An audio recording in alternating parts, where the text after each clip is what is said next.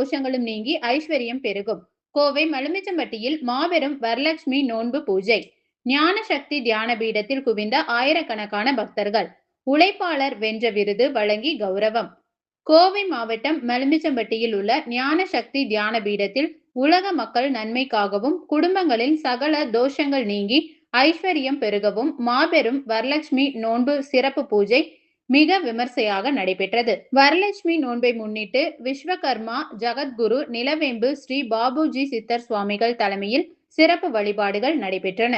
சர்வ மங்களமும் நிலவவும் மக்கள் நலமுடன் வாழவும் மகாலட்சுமிக்குரிய மூல மந்திரங்களை பாபுஜி சித்தர் சுவாமிகள் பக்தர்களுக்கு ஓதி காட்டினார். ஆயிரக்கணக்கான பக்தர்கள் அந்த மந்திரங்களை மனதார திருப்பி சொல்லி தங்களது குடும்பத்தில் உள்ள சகல தோஷங்களும் நீங்கி ஐஸ்வர்யம் பெருக வேண்டும் என பக்தி பரவசத்துடன் சிறப்பு பூஜை செய்தனர். இந்த வழிபாட்டில் கலந்து கொண்ட பெண் பக்தர்கள் ஒருவர் கூறுகையில், கடந்த 6 ஆண்டுகளாக கணவன் மனைவி இடையே ஏற்பட்ட கருத்து வேறுபாட்டால் பிரிந்து தனியாக வாழ்ந்து வந்தோம்.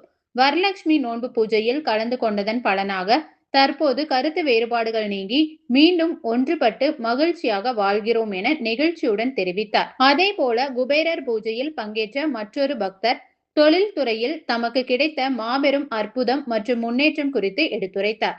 விழாவின் முக்கிய நிகழ்வாக சமூகத்திற்கும் தொழில் துறைக்கும் சிறந்த பங்காற்றிய ஜென்டெக் கம்பெனி சேர்மன் ஞானசேகரன் அவர்களுக்கு உழைப்பாளர் வென்ற விருது வழங்கி கௌரவிக்கப்பட்டது.